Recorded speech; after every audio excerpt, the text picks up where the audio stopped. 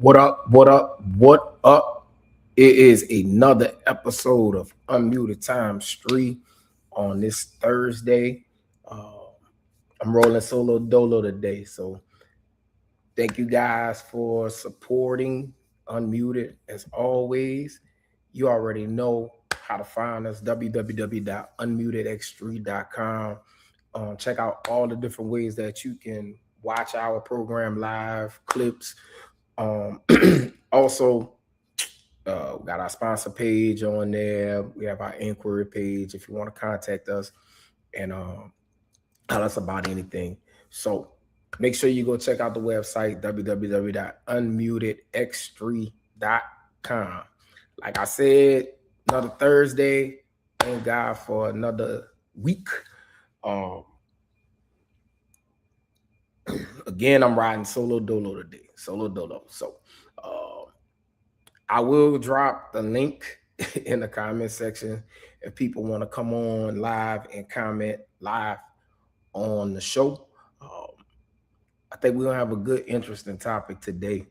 With all our kids going back to school, we're going to discuss a couple topics that pertains to school, right?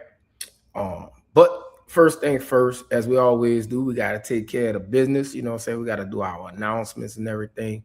So shout out to the Nasty Boys, August 29th. They're having their party, all white affair, 30 years strong. Y'all make sure if you have not gotten your tickets, holler at any one of those boys, man, the Nasty Boys, and get your tickets now. All right? Make sure you holler at them and get your ticket now. But coming up on August 22nd, it's Sunset and Sundresses, and it's going to be on 630 Newton Street in New Orleans, man. General admission is free. There's tables available for purchase. Y'all can check out the number at the bottom. And always, for any updates with anything going on in the city, y'all make sure y'all check out Things to Do NOLA. Things to Do NOLA. One of the sponsors up there in the corner. Things to Do NOLA, with all the events that are going on in and around the city of New Orleans and all of the metro area, right? Back to Phoenix coming up, Labor Day weekend, that Sunday, September the 6th. If you are participating, anybody from Phoenix in the area that is participating, we are asking that you do a $50 donation just to help out. It's not a demand. It's not it's not something that, you know, you have to do or whatever to participate. But we are asking, man, because, you know, there are a lot of things that has to be covered, you know, to be paid for. So we're just asking that you guys just do like a smaller $50 donation, man. All right. Also, Down the Road Boys All Black Party in Port South, Louisiana, at the Port South Civic Center. $25 early admission tickets, $30 at the door. It's from 8 to 9 on September the 19th. Also, Guwap having their party right at the Breakway Auditorium. It's the Guwap Halloween Party, the Project X edition. It's on October the 17th from 8 to 12, right at the Bell Chase Auditorium. Get your tickets now. Holla at the president and get your tickets. We got 3P Jersey Affair, Black Pot Catering, right? November the 7th, 9 p.m. to 1 a.m. $450 to get in the suite, $40 to get in. Sounds by DJ Papa, Captain Charles, hosted by Keith Carroll. And that thing is going to be at the Grand Ballroom at the Chalmette Civic Center. Then, of course, we have the Plaquemine Parish Alumni Superfest. That's coming up real soon. That's going to be in November. I want to say November the 14th.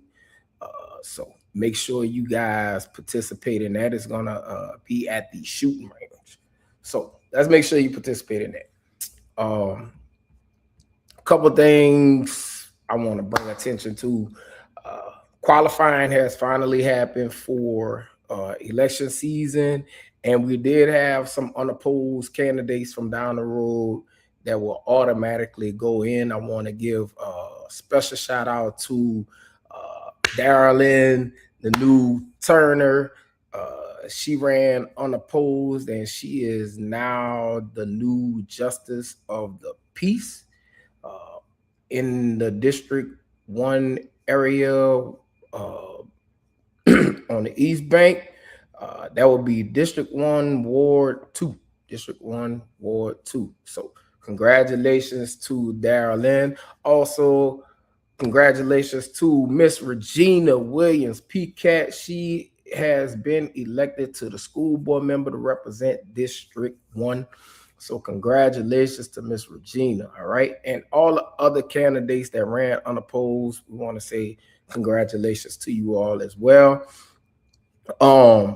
As far as the council race, the candidates have been set. It will be our very own former principal of Phoenix High School, Mr. John Bartholomew, going up against our very own Minister Blake Reddick. So I am hoping that I'm able to reach out to them, and I'm hoping that I'm able to do a one-on-one conversation with them live on UnMuted ×3, and we can get your questions that you have for them out, and hopefully we can get them answered. Oh, and I forgot to say the district attorney race was unopposed as well. So Leo Palazzo is your new district attorney. Also, over on the West Bank for the council race, which is District 7, we have Lexi Ann Carr going up against Narissa Antoine, Christopher Bowers, Mr. Greg Gibson, and Jesse Isidore Jr. They are running for that seat. Hopefully I can speak to a couple of them as well. If anybody knows how to reach out to them, and you guys have questions for them, and you want them to come on live and talk about that platform, please reach out to them and have them reach out to me. And hopefully we can get them on there, and they'll be willing to come on and speak on their platform. All right. Also, I think down in Bootville, also for the parish council seat, District 9, it's going to be Cody Boulat, Marla Fisher Cooper, Meta Prout, Nicole Smith Williams. They are running up against each other for District 9. So anybody down in Bootville that has contacts with these people and you want to see them on the platform, please have them reach out to me, and I will be more than willing to have them on. And of course, we have the president seat. President Hinckley is running for re-election, and he's going up against Sharon Brandon Lincoln, Mr. Benny Roussel, Mr. Kenny Woods, and Mr. Berghart Turner. Mr. Berghart Turner is running. So again, anybody want to see these candidates on and you would like to hear what they have to offer, that is what is going on in your local area as far as the elections are going on. Thank you, Bubba. I appreciate that. I did have a great birthday weekend. I know some of y'all saw videos and things. Thank you to everyone who gave me a shout out over the weekend. I did see them all. There was so many shout outs. I could not respond to everyone. So that's why I did a general post and click some hearts. But here I am live saying thank you to everybody for all the love. It's always cool to know that you are loved, like you guys have showed me. So thank you, thank you, thank you from the bottom of my heart. I really do appreciate it.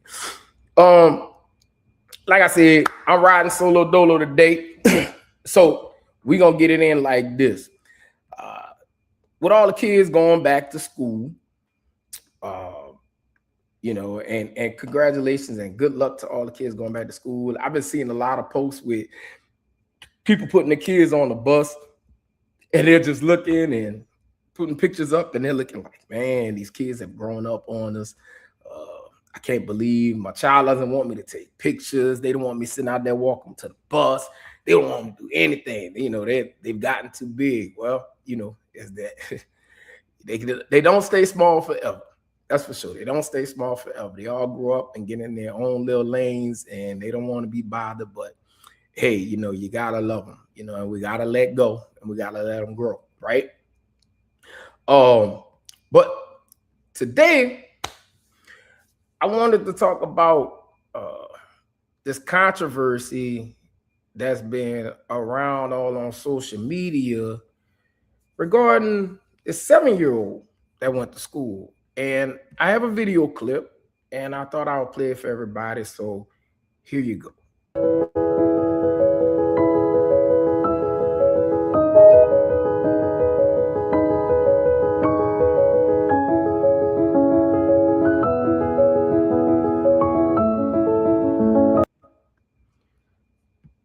So the controversy is involving the 7-year-old boy that went to school wearing a skirt. Now, just for conversation's sake, we ain't on here attacking that 7-year-old child. That is a child. And this conversation is not about attacking that child. Child is 7 years old. So whatever decisions are being made, the adults around the child are responsible for those decisions. Because again, the child is 7 years old. But what I want to talk about is something much bigger than that. It's really about the parents' right to raise their child according to their beliefs. Like where does a parent's right to raise their child according to their beliefs in when their decisions involve a shared environment with other people's children? If you get what I'm saying. So obvious conversation. If a parent allows their child or their son, allows their son to wear a skirt, that's their child. That's on them. But what happens when that child goes into a school where there are dozens or hundreds of other children? Now, you got other parents who may not agree with that. And some parents may say, I don't have a problem with your child, but I have a problem with my 7-year-old being exposed to something I haven't decided to introduce them to yet. Is that wrong is that parent wrong for feeling that way? I don't think so. Because we have to recognize that not every parent has the same beliefs. One parent may be completely comfortable talking to their 7-year-old child about gender identity. Another parent may say, my child is 7. I don't think they need to be thinking about any of this stuff yet. Who's wrong or who's wrong? And can we respect both parents? Now, I see a couple people. I see Sanita. What's up? What's up? Happy birthday to the queen of unmuted time street, Sanita. Happy birthday to you, my girl. We love you. We love you. We love you. Sanita says the parents are the problem. Homeschool them then. And no, right? So now here's where I want to put this into perspective, right? Think about this. What if you have a 7-year-old boy that's in school who comes home from school and says, Mama, Daddy, I want to wear a skirt too. Or Mama and Daddy, why does that boy dress like a girl? Like, what do you do in that case? Because here's the thing. A 7-year-old may not understand the deeper meaning adults attached to these things. Kids imitate what they see. If another kid has a cool pair of shoes on or whatever, they want those shoes. If another kid has a certain toy that they like, they may want the toy. If another kid is wearing something they think looks cool, they may want to wear it too. That doesn't automatically mean that the child is making a statement about sexuality, though. And that's important. A boy wearing a skirt does not automatically tell you his sexual orientation, but it does raise another question. How much should a 7-year-old be thinking about sexuality and gender identity in the first place? A 7-year-old. A 7-year-old. Now, they're going to have people that's going to have a different opinion. They're going to have very, very different opinions about this. But can a 7-year-old truly understand attraction? Can a 7-year-old have a crush? I absolutely think so. Kids do have crushes. You know, they do have little kids they like. They draw the little pictures or draw little notes and pass little notes. I know back in the day, we used to have the little notes. Do you like me? Circle yes, circle no, maybe so, whatever the case may be. We used to have children can develop emotions and feelings very early. But are we really going to expect a 7-year-old to fully understand something as complicated as adult sexuality? That's why I think parents have to be careful. I'm not saying a child can't have feelings, but I'm asking, should adults be putting adult labels and adult expectations on a 7-year-old? Should they be doing that? And then there's another question. Should a 7-year-old even have to be forced on sexuality at their age? Because at the end of the day, what we really talking about with this parent and her child, because she said she just lets her child just, express themselves freely. She lets her child express themselves freely, right? So maybe the answer for some families is yes. Maybe for other families is no. And shouldn't parents have some say in when and how their own children are introduced to those conversations? Like we talk about this now, like how sexuality and gender identity is being pushed on everybody and our kids and things, like in cartoons, on TV, social media, YouTube kids, like it's all over. And we're not sitting up there saying it's right, wrong, or indifferent for you to have whatever identity you want to identify with, whatever sexual preference you want to have. That's your business. You do what you want. That's on you. No one is speaking out against that part. But the thing is, shouldn't a parent, especially when it comes down to a kid, shouldn't a parent have some kind of say-so in when and how they introduce their own children to those conversations? And now we got to think about something else, because the parent got mad because they were telling her, you got to come get your kid. Your kid got to go home. Your kid got to go home because he's a boy and he got to have on a boy uniform. So now let's bring this piece into the conversation. The school has rules. Every school has rules. If the school has a uniform policy that establishes different clothing requirements for boys and girls, then we have to ask, what does the policy actually say? Because this isn't only about personal beliefs anymore. It's also about following the rules of the school. If the policy says boys wear one uniform and girls wear another, then should the parent have the right to disregard the policy? I know last year we fought up here at the school about what color tennis shoes my daughter could wear to school. Now, in the school policy, it clearly stated that they could wear solid black, solid white. Girls could wear solid black and solid white. What's up, cousin? Right? My child go to school with all black tennis shoes on. They told her now she got to wear all white.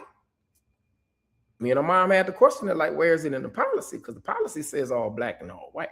All black shoes, all white shoes. But then you get to the school and they got kids with all black shoes on, all white shoes on. They got some kids that had on shoes that had multiple colors in. So what does the policy say? Right? What does the policy say? Does the policy actually say boys got to wear shirt, dicky pants, khaki pants, blue pants, whatever the case may be? Girls, you got to wear a skirt this day, and then the other day you can wear shorts or a skirt or pants or whatever the case may be. So now we're talking school policy, because this isn't only about personal beliefs anymore. It's also about following the rules of the school. If the policy says boys wear one uniform, girls have the other uniform, shouldn't the parents have to follow the policy? Or should the school enforce the policy consistently? And here's where I want to challenge both sides. If the parent believes the policy is unfair, there are ways to challenge a policy. You can speak to the administration, you can appeal it, you can take it to the school board, you can advocate for changing the policy. But if a school has an established policy, shouldn't there be some expectation that everybody follows it until the policy changes? That's a completely separate question from whether the policy itself is right or wrong. So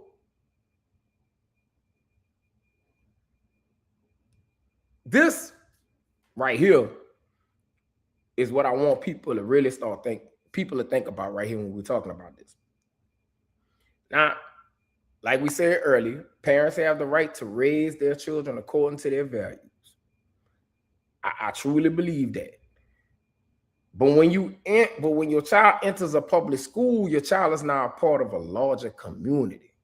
There are other children, there are other parents, there are other teachers, there are school policies, and those people have rights and responsibilities too. So where is the line? Does one parent's right to raise their child according to their beliefs mean another parent's child has to participate in that environment? And I'm not talking about simply seeing another child. I'm talking about situations where school may actively discuss or teach subjects that some parents believe are inappropriate for a child's age. Right? Sterling. I see Sterling commenting. What's up, Shalita? Sterling said, I feel like a 7-year-old boy or girl should be allowed to be a child. At that age, their minds are still developing and they're not emotionally or mentally equipped to understand adult concepts about sexuality and gender the way adults do. Let kids be kids and give them time to grow, learn, and figure things out naturally. I believe that cold-heartedly. Sterling, I'm with you on that cold-heartedly. I definitely believe that. So some people are going to say, if that's what you allow your child to do, then that's your business. Keep it at home. But is that fair? Because the other side could say, why should my child have to hide who they are at home just because another parent disagrees? That's a fair question too. So maybe the real question isn't, should the child be allowed to wear the skirt? Maybe the question is, how do we balance one family's freedom with another family's right to raise their child according to their own beliefs? See, that's a harder question. And here's where I want everyone to be consistent. Because if we're going to talk about parental rights, then parental rights can't only matter when we agree with the parent. What if one parent doesn't want their 7-year-old exposed to discussions about gender? What if another parent doesn't want their child exposed to religion conversations? What if another doesn't want their child exposed to political ideology? What about discussions about sexuality? What about abortion? What about violence? Everybody got different values. Everybody has different values. Some people may have especially when we talk about, religion has been a big topic of discussion when they put prayers back in the school, when they took prayers out, when they put prayers back in school. And everybody had their own opinion when it came out of that. And that's a deep opinion.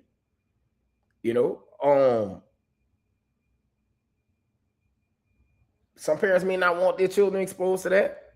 Some parents may. Who's right and who's wrong in that issue? Do I believe there should be prayers in school? That's my personal belief. I think there should be prayers in school. I think we need all the prayers we can get. The more prayers, the better. I generally believe that.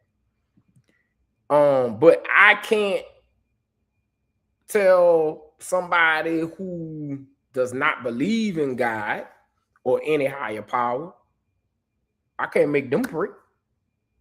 I can't make them pray. That's just like the big topic about the Pledge of Allegiance.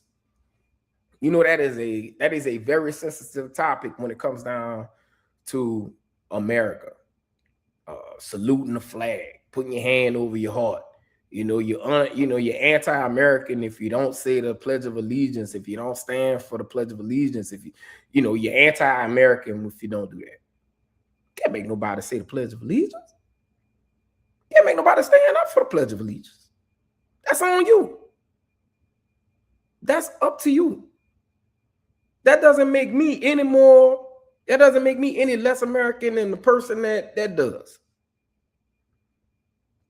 Just because I don't want to stand up for the Pledge of Allegiance or I don't want to salute the flag or whatever the case may be, that doesn't mean that I don't support the troops.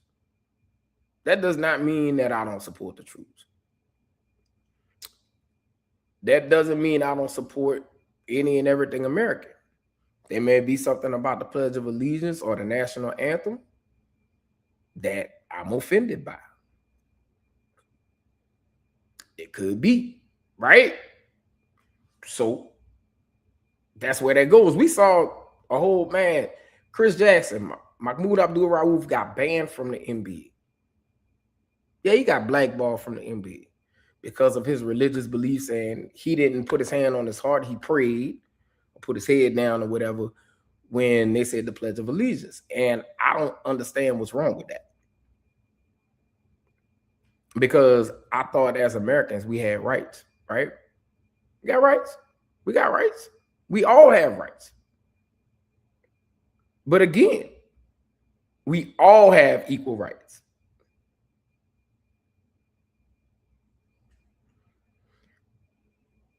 So back to the conversation.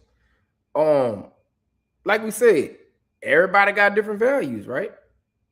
So the question becomes, at what point does "this is how I raise my child" become "this is being introduced into my child's or these other children's environment too"? That's the real conversation. And I want to come back to this because it's important. Like, don't attack the child. The child didn't create this controversy. The child didn't write the school policy. The child didn't create the debate about gender. The adults are having a conversation. So let's have an adult conversation. We can disagree with the parent's decision without attacking their child. We can agree with a school policy without attacking teachers, and we can disagree with another parent's beliefs without treating the parent like they're a bad person. That's what having a real conversation is all about. So here's the question that I'm gonna leave everybody with, and I would love to see y'all answers in the comment section. Do parents have the right to say, my child is 7 years old and I don't want my child introduced to certain conversations yet? And if you believe they do, how do we protect that parent's right while also respecting another parent's right to raise their child differently? And when it comes to school policies, when it comes to schools, if there's a uniform policy, should the policy apply to everybody equally until the policy itself is changed? And lastly, where do we draw the line between allowing children to express themselves and expecting other people's children to participate in or be exposed to ideas their parents haven't chosen to introduce it, right? So that's one of the topic of conversations that we have in tonight. And I would love to get everybody's opinion that's on. Sterling, I appreciate the conversation. As Garvey said, don't forget to share the live. Please don't forget to share the live. Where's the lines? Where are the lines drawn? Where are they drawn? And should other parents, when making decisions like this or letting their children do this, should they be thinking about other children? Should they be thinking about the way another parent is going to feel about their children being exposed to such a thing? That's the thing. And what would you guys do in this situation if your child is being exposed? Sunita said they definitely do. We need to start with respectful communication, articulating our feelings without passing judgment. Right. Exactly. I think the school handled the situation well by calling the parent and just telling the parent, hey, you know, school policy, child can't wear that. You know, you need to come get your child or bring a pair of pants or whatever for your child to, you know, put on. And I think the parents should just go ahead on and just follow the school policy. It's not hard. I don't think that's something that's hard. Man, look, put your pants on. When you get home, if that's what you want to do when you get home, you want to put a skirt on when you get home, that's that parent's choice. I'm talking about what that parent decides to do. Because apparently, like she said, she gives her child the freedom to express himself, right? That's what she said. So if that's what she feel like she want to do, then look, while you at school, you got to wear this. When you get home, if you want to take the pants off and put a skirt on, that's on you. That's definitely on you. Like I said, my personal belief is, like Sterling said, let a child be a child. Let a child be a child, man. Stop pushing this stuff on these children, man. Your belief is your belief. That's fine. And if that's what that child ends up believing in, then so be it. But let that grow naturally, like Sterling said. Let it grow naturally. Sunita said, I'm removing my kid if he is in any environment I feel can negatively affect him anyway. True. It's a conversation that the school, like I said, the school handled it. And I think the school handled it correctly. And if the parent had an issue with it, then quite frankly, the parent probably needs to just go on and take their child out of that school if their child cannot follow the policy of the school. Because the school made it about the policy. Not about the sexuality, not about the gender identity. They made it about policy. But for us as parents, it's about a 7-year-old being exposed to gender identity after a majority of us, when their child was born, they have been identified by the gender or by the tools they were born with, right? So now you're confusing our children by doing that. Like I said, y'all keep commenting. Let us know what you guys think about the conversation. Y'all keep the conversation going. I will read the comments as you guys, put them up there. Once again, thank you guys for supporting UnMuted ×3. We got one more thing that we want to talk about. Another school topic. Like I said, back to school. Children are back to school. So tonight's agenda and tonight's topics are pertaining to school. Another question for you guys today before we get into the other topic. How were your children's first weeks of school? How did they do? How's school going so far for them? I heard today that my daughter had a great day today. She did way too much, y'all. She did way too much. I had to kind of like dial her back a little bit. She thought she was going to a fashion show. It's the first day of school, Daddy. I gotta do this. I gotta do that. 7th grader. 11 going on 22. Y'all know how I go, especially if you got girls. You know how I go. So that's what I had to deal with this morning. She want to wear a monogram ring, 2-finger ring to school. I'm like, girl, if you don't take that off your hand, like, girl, get out of here with that. But I told her, I said, keep that same energy when I see that report card. I won't see them grades. That's what I told her. I love that energy. I love the energy. I love that you're so enthused about going back to school and putting this energy into looking good. Make them grades look good. That's what I need. Make the grades look good. So, again, another question for the evening. Y'all can put in the comments. How is school going for your kids so far? And if you're a teacher or you work at the school, how's the school year going so far? I know you're probably only like a couple days to a week in, but let us know how it's going. All right. So, last topic of the evening is pertaining to this. Here's the video. They're leaving high school and going to college, and they couldn't fill in 4 words. 4 words. I literally broke down in the middle of class. This is only day 2.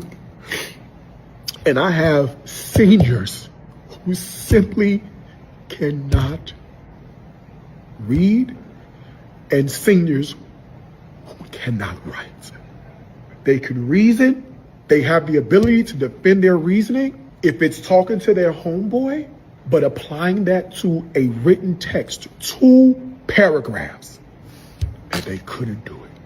Our young black men, our young brown men, our young black girls, and our young brown girls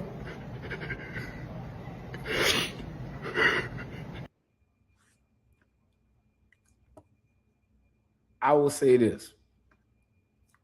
He could teach my child in a day.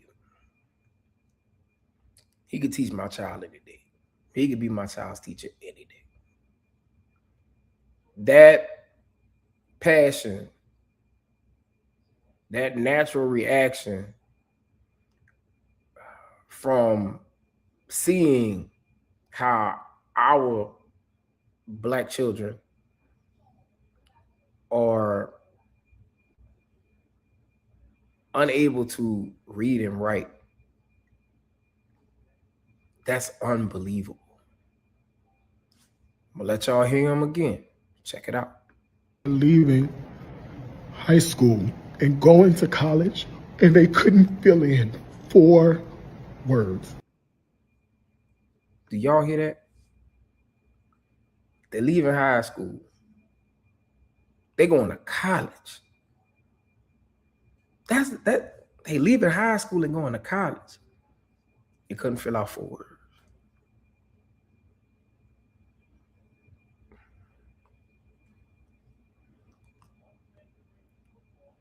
What's going on? What's going on? I see kids texting all day. But I forgot. Got autocorrect. You don't have to learn how to, you don't have to know how to spell. You don't have to know how to form a correct sentence. It'll form the sentence for you. So all you gotta do is just hit send. But they can't write. They can't read. Or I forgot, your phone, you can just speak inside your phone and just tell the phone what you want. Here's the bad part. 2 letters. AI. 2 letters. AI. Unfortunately, it's going to get worse. It's going to get worse. If you know how to use AI correctly, if you know how to use it correctly, you can get a doctorate. If you know how to use AI correctly, you can get a doctorate. I know damn well you can get a master's for sure. If you know how to use it correctly. And every time you look, it's a new AI. It's a new AI tool. What's up, J Bud? Jalen said, I have a friend who is a teacher right now. Some kids spell Jim, G-Y-M, J-I-M. It's a problem everywhere. Exactly. And Jay, the thing about it is, with all these different tools, it's gonna autocorrect them. If they know if they do the context of if they know the context of the sentence when they're typing and stuff, it'll autocorrect them. And the kid's not looking at rereading what the junk is saying, they just sit and send. I don't even know how to spell that. I can just put it in here. It's a big problem. And like I said, 2 letters, AI is about to make it 10 times worse. It's about to make it 10 times worse. And if you don't have a passionate teacher like this young man right here that was on that video, then you're going to have teachers that's just going to accept an assignment, skim through it, it looks good, and push your kids on through. Sterling said, we as parents failed our kids in some ways, making sure they could read, write, and even write in cursive. But one thing we made sure of, they had the latest J's on their feet. We got to do better. You're right, Sterling. You're absolutely right. Good evening, Sherry. Good evening. You're absolutely right. Make sure they look good. Make sure they look good. And that's why I said what I said about my daughter earlier. Yeah, I use my own personal thing. Because she made sure she was dressed to the T. Go to the first day of school. First day of school, daddy, this, that, and the third. All right. I made sure to let her know. I want that same energy in 9 weeks. when I see that report card. That's what I want. That's the energy I want when it comes out doing that damn schoolwork. I don't give a damn how you look. As long as you clean, you ain't stink, you ain't dirty, go your ass to school. All that extra, I ain't even about all that. I'm about them grades. I'm about that education.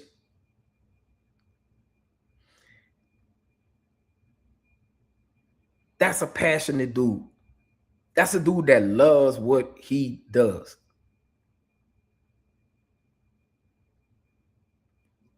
These are the type of teachers that you want teaching your children.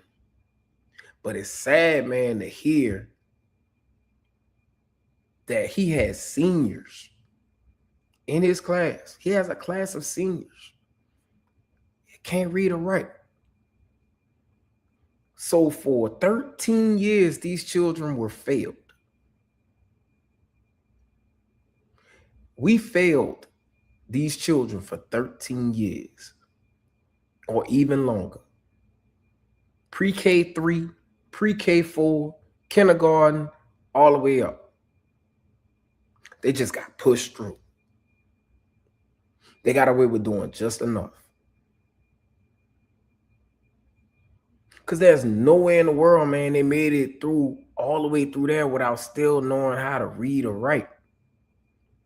I remember in Phoenix High School, when I was going to school, and I hope some of my classmates here, I see Sunita on here that could attest to it. I see Garvey dipping in and out on here. I see Shalita on here. Sherry went to Phoenix for a little minute. I can attest to this. Kindergarten, first grade, second grade, maybe. Third grade, fourth grade, or fifth grade, we knew who knew what. Those were the grades that most people got kept back in. Third, fourth, fifth, sixth grade as well. I lost a lot of my classmates. I left Phoenix after fourth grade. I went to middle school at OLPH. When I came back, I lost a good bit of my classmates when I came back in the second half of seventh grade. I was like, damn, where are my classmates? Kept back. Third grade, Miss Singleton didn't play. I ain't even have to say the teacher's name.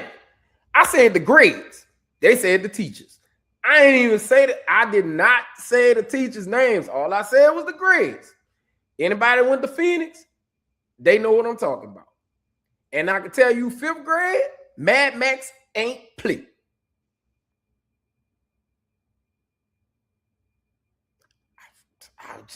I'm just saying. So there was no way you were going through school. You were going to get pushed all the way through school. There was no way. You had to know how to read something, even to cheat. Because we had to read.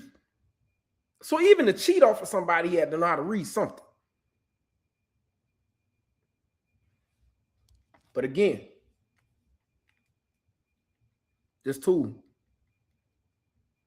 This tool. Right here. This tool. That tool right there.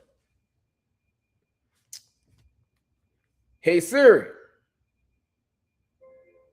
Siri lit up. Look, Siri lit up. That's all I had to say. Right there. That's it.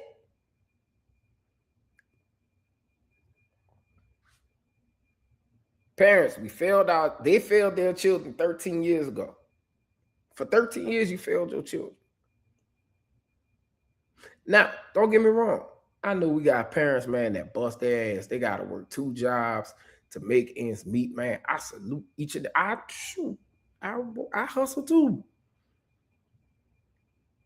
I work regular job and I hustle. Because I don't want to just be, I don't want to just, be able to just make ends meet. I want a little extra money in my pocket to do what I want to do. That's what I want. That's exactly what I want. Right, Sherry. A lot has changed. The teachers, the curriculum, and technology. Exactly. It's two right here. It's two. It's two. Parents wanting to be friends. I'm getting to that. I'm getting to that. Again, I understand, bro. We got to do what we got to do out here. Times are hard. Political climate, the government is not making it easy for any of us to be home all the time with our kids, right? That phone make kids dumb. What's up, Swole?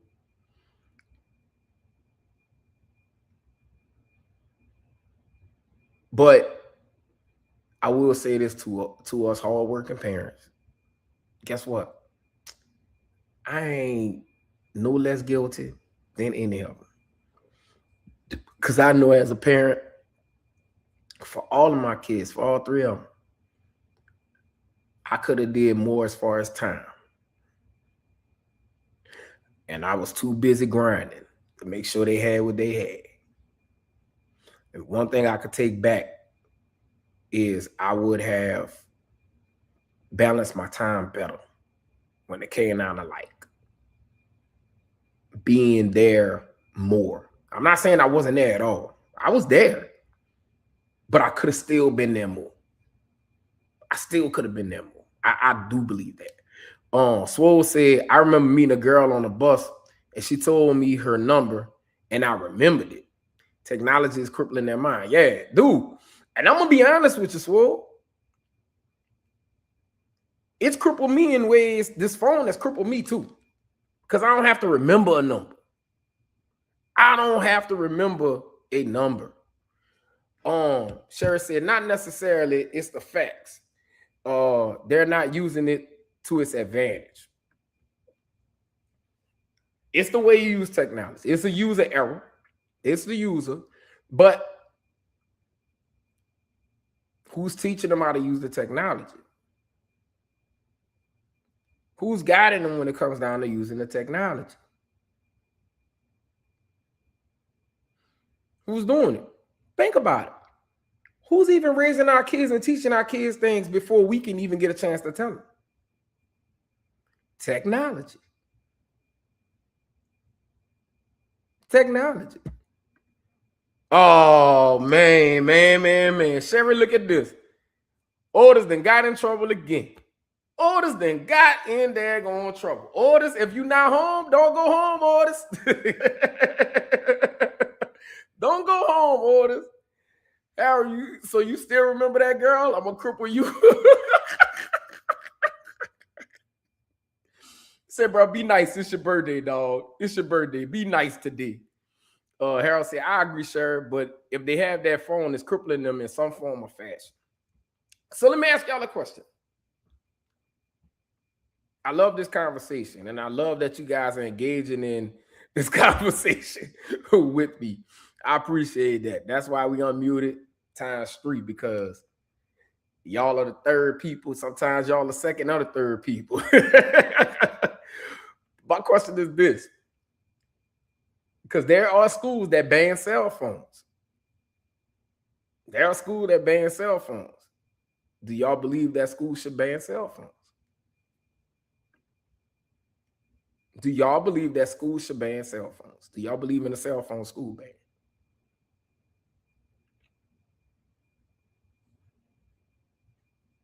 Or at least that, or put it to you like this.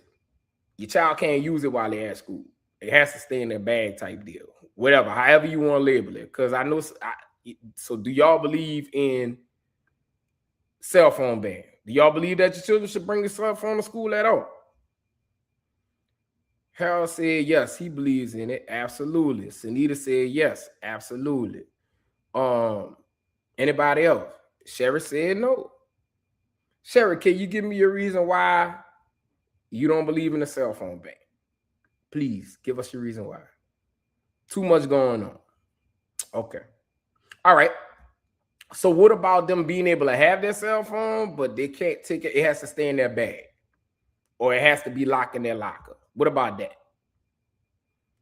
Sunita said it should be locked in their locker. Cell phones is a personal cheat sheet. Sterling said iPads and cell phones are raising too many kids today. We're giving them technology before teaching them the basics: reading, writing, thinking, and communicating. Correct. Sherry said that I can agree with. Okay, all right.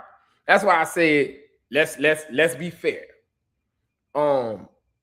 Should they be able to use their, should they have their phones out?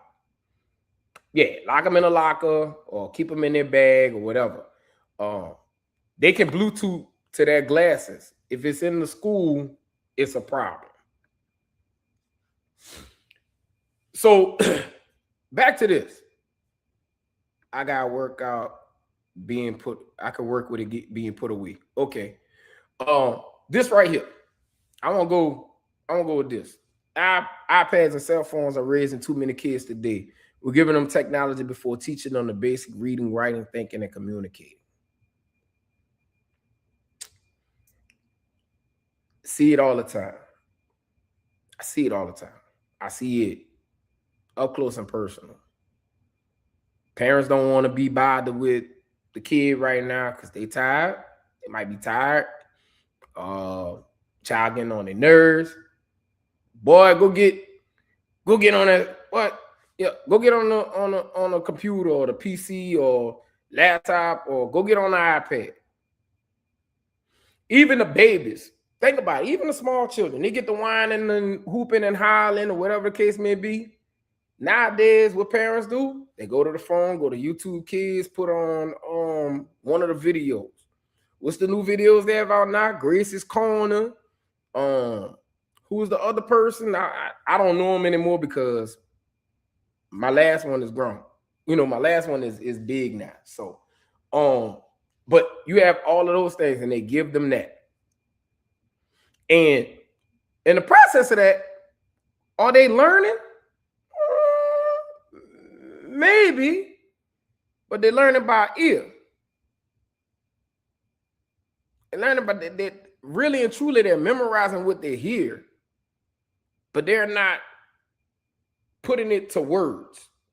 They're not putting it to words. Sunita says Sterling, facts, because my 1-year-old nephew can't operate the iPad and just really learning how to walk. Shalita said Meta glasses, they're using it too. Harold said Meta glasses, the new cheat sheet. That's what she said. Her 1-year-old nephew can operate an iPad and barely knows how to walk. Shalita said, nope, they're not learning. They cheating. So now, these kids for 13 years, that's what they've been doing. And now they become seniors in high school. And you get this. 4 words. I literally broke down in the middle of class. This is only day 2. And I have seniors who simply cannot read and seniors who cannot write. They can reason. They have the ability to defend their reasoning if it's talking to their homeboy, but applying that to a written text, 2 paragraphs, and they couldn't do it. They couldn't do it. They couldn't do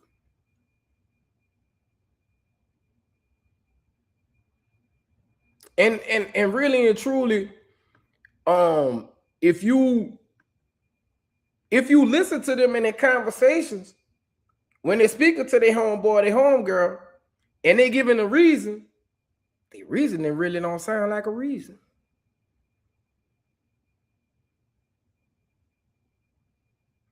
Shalita saying they go off to college and flunk out. Because here go the thing.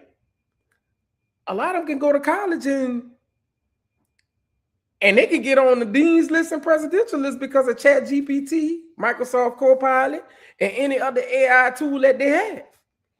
It goes back to what we're talking about right now. iPad, cell phone, meta glasses give you the ability to succeed. Here's where the hindrance comes in at. You are that person that gets that master's, that gets that bachelor's, that gets that master's because AI assisted you the whole way. And you didn't use the tool the correct way. You just let AI do all the work. And then you get a job with a corporation and the board asks you to speak before the board.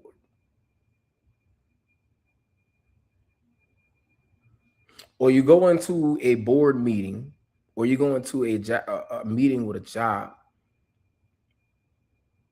and they start saying words that you have no idea what they're talking about. But yeah, you have a master, so they assume that you know these words.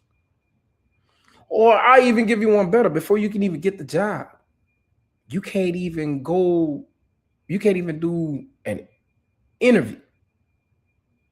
They're asking you something on the interview that they feel like you should know. And you're like, So now they got to go back and look and say, where did you get your degree from? What do you have your degree in? What did you major in? So how come you can't tell me about this? Shalita said my daughter don't even know how to write in cursive. Shalita, I have not written in cursive in forever. I can still write in cursive. I don't, because nobody does. And if I write in cursive, they're not going to understand what the hell I wrote. And there are grown people that are our age that don't remember how to write in cursive or cannot read cursive anymore. And we learn how to write in cursive. They got people that don't even know how to do a signature. They don't realize that your signature is supposed to be in cursive.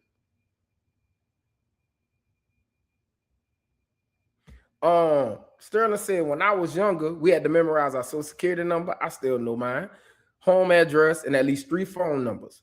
Now kids have a phone that remember everything for them. Exactly. They do.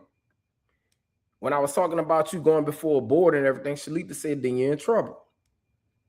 Harold said, they did that in New Orleans.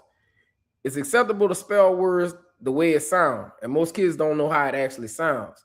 No Child Left Behind initiative is what they called it. It was the No Child Left Behind initiative. It was. Some kids, after you fail so many times, if you fail twice, they automatically push you through. Something like that. It used to be something like that. I do remember that. I remember that growing up. They used to do that to kids, and it wasn't a rule. It used to be something that they used to just do. But then it became a rule, or some kind of initiative. Not a rule, but an initiative, like you said. So it became that. Cursive is your signature. If you can't write in cursive, you don't have an authentic signature. Correct. But bro, people don't know how to write in cursive. It's not even taught in school, I don't think, anymore.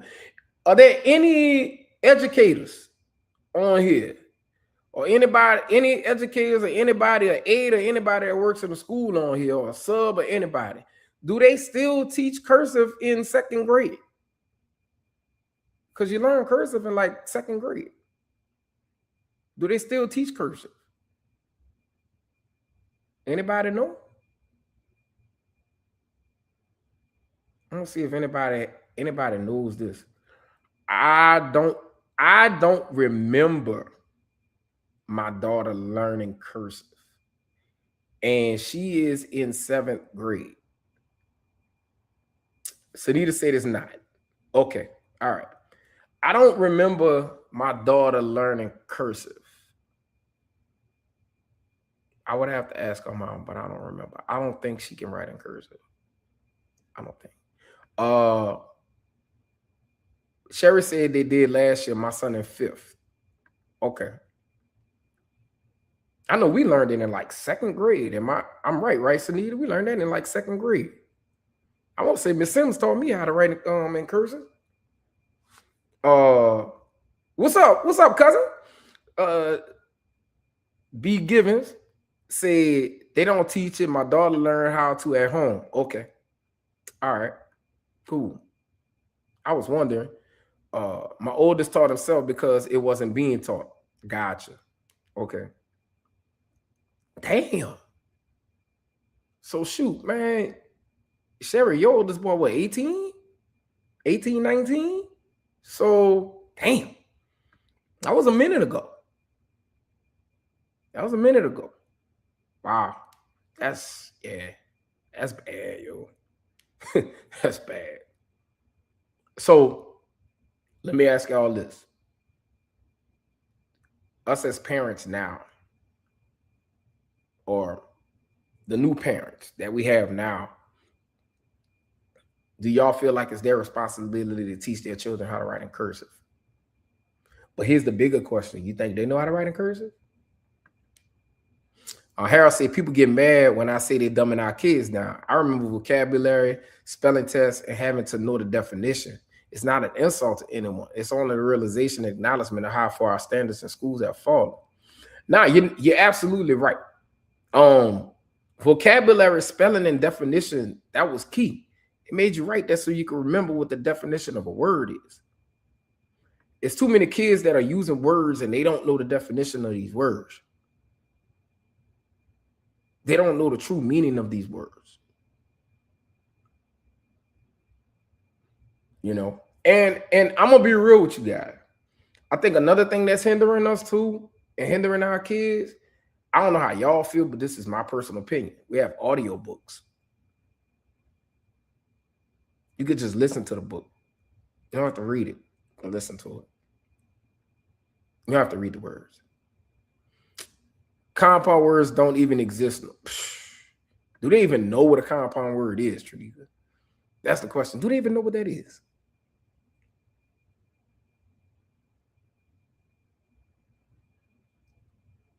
All that stuff was like drilled to us. Drilled, man. It was drilled in us, man, in school.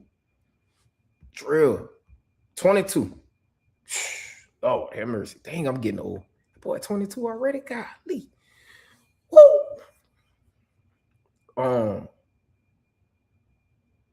Wow. This crazy, man. Thank y'all for all this context, because you know, the school that my daughter is at out here is international school, so they learning like 2 different languages and all kind of stuff. So they're learning a lot. And she has to read. No such thing. I'm the one that really, really believe. I'm not saying a mom is not a person that believes in education or whatever, but I am, when it comes down to education, I am the one. I'm the one when it comes to that. And it's because of the way that we were raised. And Trinika can tell you, you know what I'm saying? Like, they ain't play. We were coming up, man. They ain't play about them grades. We could not, y'all, we couldn't bring a C in my grandma's house. You could not come home with a C. My grandma used to tell us a C was for dummies. We couldn't bring a C home. She wasn't calling nobody else child dumb. She was motivating us to let us know that we could do better than a C. A C is just settling. She wanted to see us aim higher than a C. That was the whole motivation. And I got it to where with my kids, that when they made an A, it didn't have to be celebrated. They thought that that's what they were supposed to do. Like, aren't you supposed to make A's? When I used to tell them, man, good job, you know, congratulations, he used to look at me like, why are you telling me that? Isn't this what we're supposed to do? You're right. Cool. You'll get a quick little pat, keep it moving. Now, this little girl of mine, it don't work with her. It don't work with her. She's not that student. She's a good student. She's a good student. She's not that student. Like my son was. Like my oldest daughter, she was just your regular Joe. ABC. They don't fail. That's one thing. They don't fail. ABC. My son was A's. A B every now and then, but it was all A's. If he got a B, he was upset. That was my son. And that's another thing, you got to learn your children too. Like, what are your children capable of? Some children are, you push your children, push them, and make them do what they do. But some children best, maybe just A's and B's. Some subjects they may not be great in, and a C is the best that they can do because they just can't get it. That's fine. That's fine. I know classmates of mine that made C's that are very, very successful people right now. They more successful than my ass. They way more successful than me. And they were your average Joe Blow student. See, the thing about it is you find your niche in life. You find it. You find what you're good at in life. Because many of us go to school for one thing and think that's what we're going to school for. And they change their majors so many times. Some people end up saying, I'm going to college, and they realize when they get to college ain't for them. The smartest of the smart. And they end up going to the military. Or they end up taking up a trade. It happens to the smartest of the smart. You just have to find what you're good at. I went through school not even knowing what I was good at. Like, what I knew a lot of knowledge, very smart. Technology all day, every day. That's my go-to. I can run circles around anything with a wire. Anything with a computer, anything with a wire, I can run circles with it.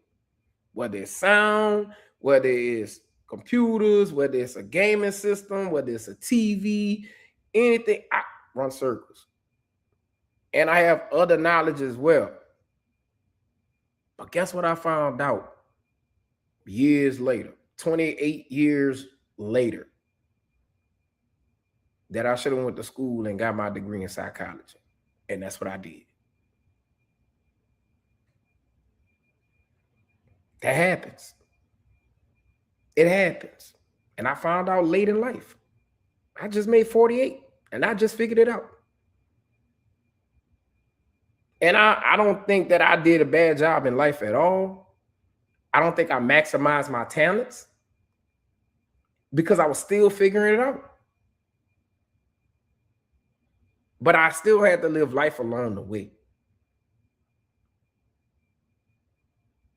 So just because you were valedictorian in school, or salutatorian in school, or third, made straight A's, don't always add up to a great career. Because believe it or not, that average student in school, more times out of 10, are probably going to be the successful one. How did I come into psychology? Because I figured out that I was good at listening to other people. And I figured out that listening to other people and analyzing what they had going on and helping them with whatever they had going on, that was something I was good at.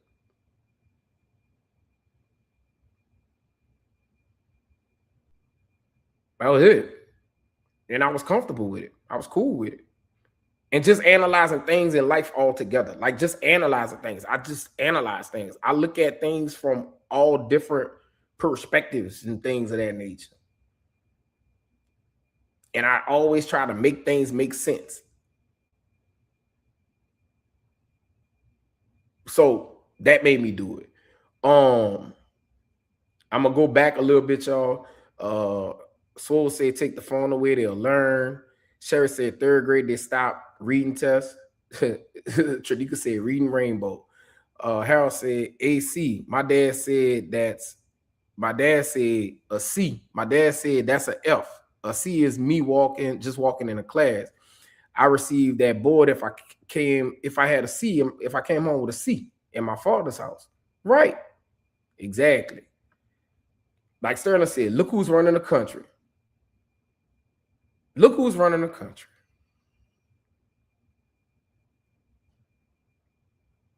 Look who's running the country. A, a prime jackass. A dummy. Don't know nothing. Nothing.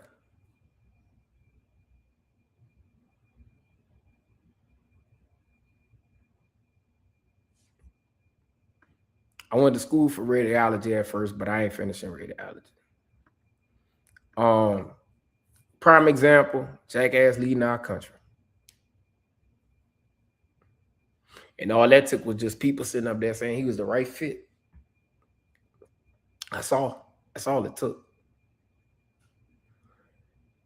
Look, at the end of the day, the world that we live in is different. We don't have communities raising kids anymore. We don't have kids. We don't have communities helping raise kids anymore. So I salute people like Harold, Keslin, and Adonis for doing that mentorship program. I salute people like Dylan and, Omega Psi Phi, Gamma Rho for mentorship programs. I appreciate Prominent Youth Foundation for mentorship and being involved in the community with the kids. I appreciate things like that. And there are so many others that are doing these things. I appreciate that. Really do. That's what we're talking about when we say a community raising kids. These kids have to have the greatest chances of succeeding. I love to see people like Coach Giles, who does an awesome job coaching those kids, but has a personal relationship with those kids outside of coaching and sticks with them. These are just some examples of people that I know stick out in the community. I love Darylyn's passion when she was school board representative with those kids at Phoenix High School. I love what she did. I appreciate the educators down there at that school. I appreciate Trakina down at South Platte, her and Dale. They have a special love and affinity for kids and want to see them do well. And I know I'm missing a whole bunch of other people. And some people I just can't think of off the top of my head. But to all of you, I salute you. You are the community that we're talking about, that parents need help with raising their kids, because like we said earlier, you got to get it how you live sometimes. So they need that help. And we used to have that community. Your grandmother and your mom and dad used to be able to go, like we used to say, up the road. And we could get off the school bus and nobody at home, and we all right. Because we had other people in the community that were eyes. And that didn't just happen in the country. It happened in the city as well. So don't get it, don't say, oh, because we were raised. No, it was a community thing. It was a neighborhood thing. It happened in different neighborhoods at a different time. Does that still exist? To some degree, yes. It's coming back. I can tell you that with the people that we have in place right now, down home, it's coming back. And I just named the people. And again, I salute them. And again, it ties into, make sure y'all get out and vote. Make sure you get the right people in office so we could get this thing running, bro. Sterling said we've lost some of our villages in the community and it's hurting our community. Yeah, the older people are dying off, man. Older people are dying off. We depended on these older people for so long, bro. Nobody picked up the torch. Nobody picked up the torch. And Sunita and I have been preaching that. I gotta give Sunita props. We've been preaching that. We depended on these old people for a long time, bro. These people, oh, it's time for them to chill. It's time for a new regime to step up and take charge and handle the business. And while I got some of y'all on here, I want to ask y'all this.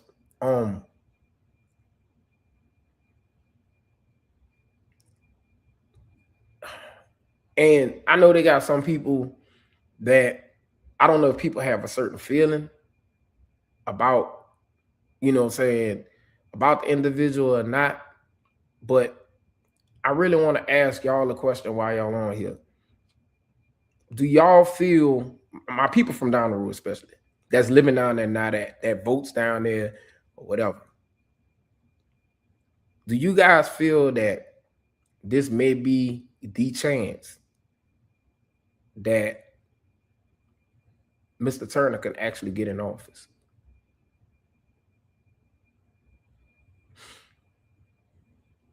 And I'm looking at the situation. I don't think there's anybody that is running against him that could take away our vote, unless y'all tell me something different. And here's how I look at it.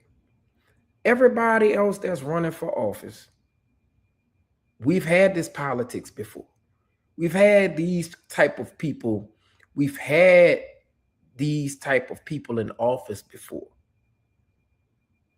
Y'all don't think it's time for something new? Let's try something new. Everybody else that done ran for office, Benny Rousseff been in office before. Hinckley had been in office before. We've had this before. We've seen this show before.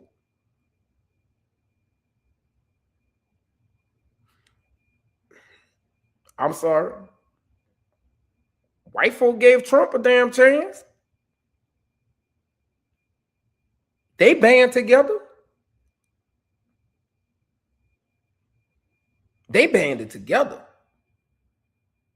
And it was a joke. They did it as a joke.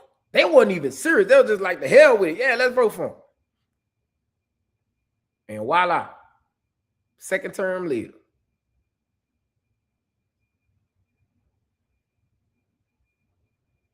We come together for anything else. Why we can't come together for that?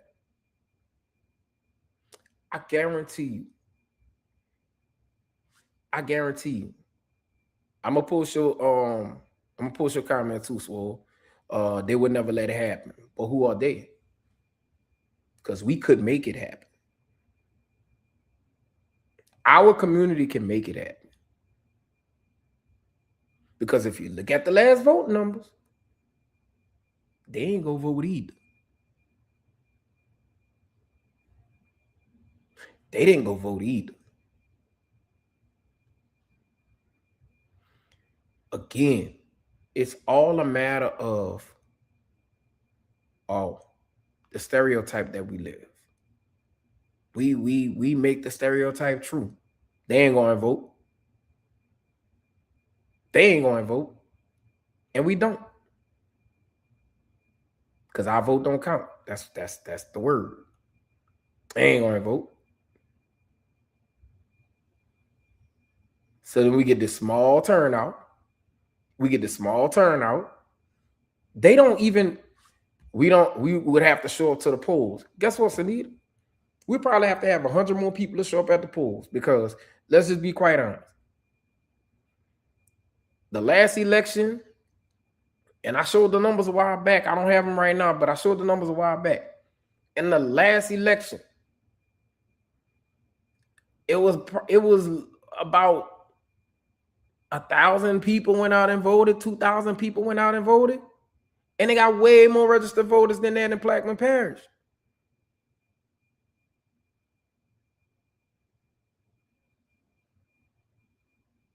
Come on, man. All we gotta do is go vote. Like, how motivated can, dude? Like, I don't think people understand. Like, this is really an opportune time to get that man in office. I'm gonna be honest with you. It really is. I'm serious. Like, it is not impossible. Like, this is the time. Every other time, it was something else going on. It was somebody else running that he ran up against that the votes, you know what I'm saying? Like that split the vote. But now you have the opportunity to have them split the vote and us keep our vote. That's the thing. So if all of us could keep our vote together and they split theirs, guess who wins? It's 4 people running. And it's only him.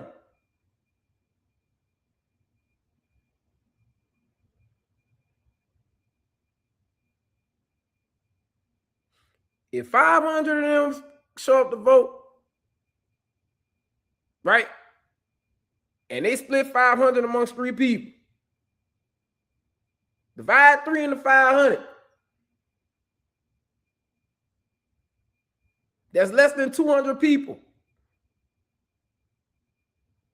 So you mean to tell me only 300, 400 people of ours need to show up to the poll and vote?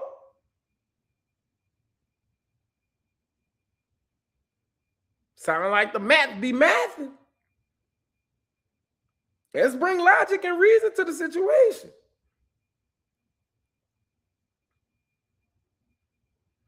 Splitting the vote in 3 versus one man getting the vote itself. If we do it the right way.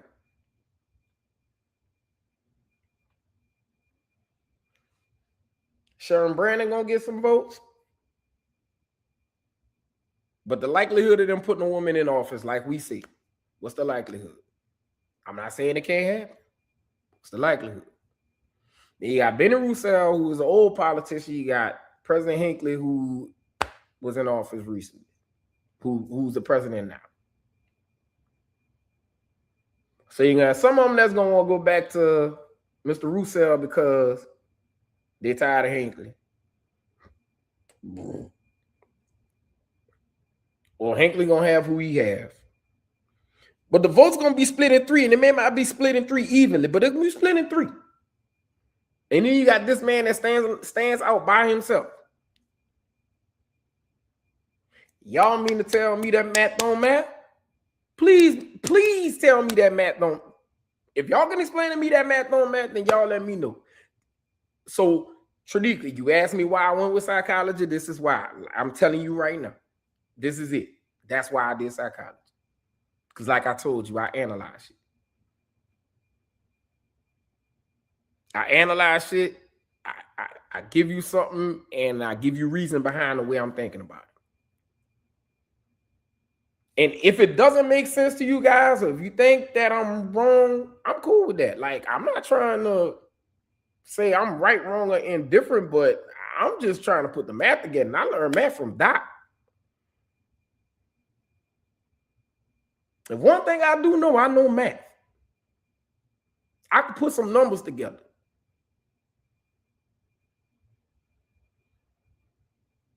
And if y'all need me to dig even deeper and get the number of voters, registered voters, because I can pull that up like it ain't nothing, pull up the number of registered voters in Plaquemine Parish.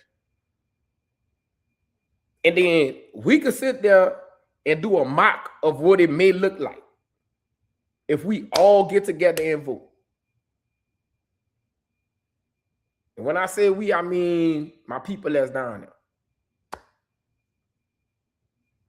Even though I'm not down there, I'm still part of y'all. It can happen. We got to get everybody on board. My thing is this. We down the road when it come down to going to the park. We down the road when it come down to fighting for these parks to get fixed. We down the road when it comes down to anything, any kind of injustice or whatever the case may be when it comes down to these kids and all of this stuff. We down the road when it comes down to a party. We down the road when it comes down to a reunion.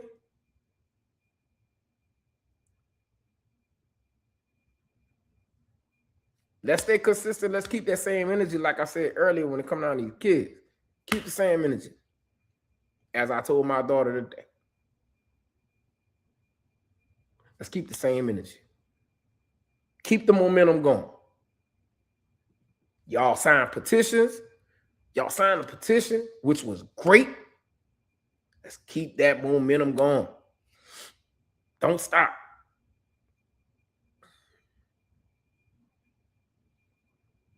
If I'm saying anything wrong, y'all can say I'm wrong all day. I have no problem with that. But let's make the math back. Let's do something different. Y'all ain't tired of doing the same thing over and over, hearing the same thing over and over, seeing the same thing over and over? Do something different. What you got to lose? You didn't let other people win in there for 4 years and they ain't do a damn thing. You didn't know what they were going to do or what they weren't going to do. Why not give him a shot and see what he can do and see if he can do something different?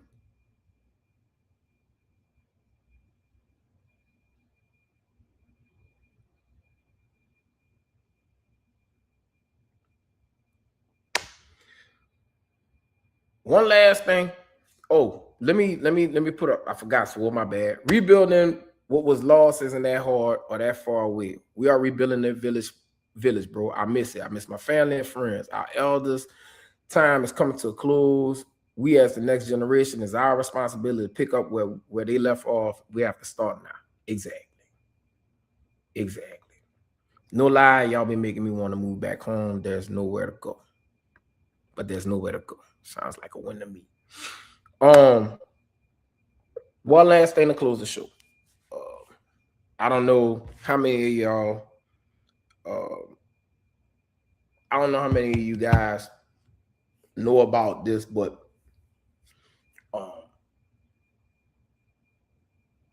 one of our own family members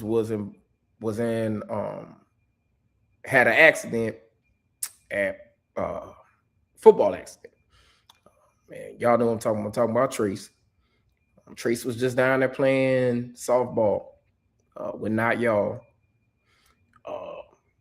We were just talking about him and talking about how he was a great athlete, how he was a great kid, and unfortunately, an accident happened with him involving football when he went back to school. And he's currently in the hospital and battling some injuries.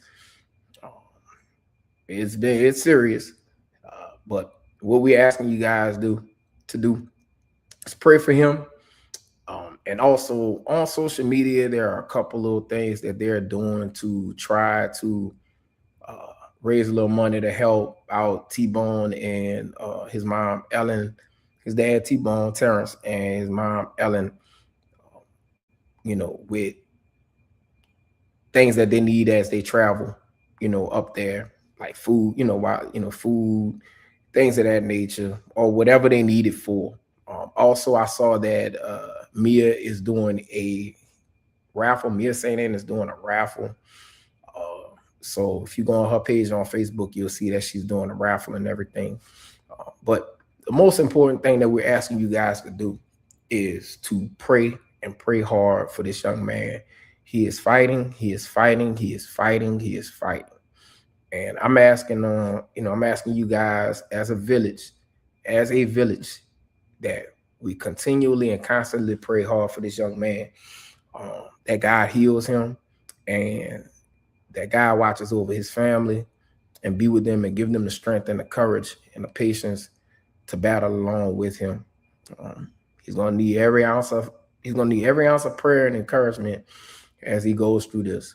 So I am asking everyone under the sound of my voice, man, before y'all go to bed tonight, man, make sure y'all say a prayer for that young man and his family. He is a great kid.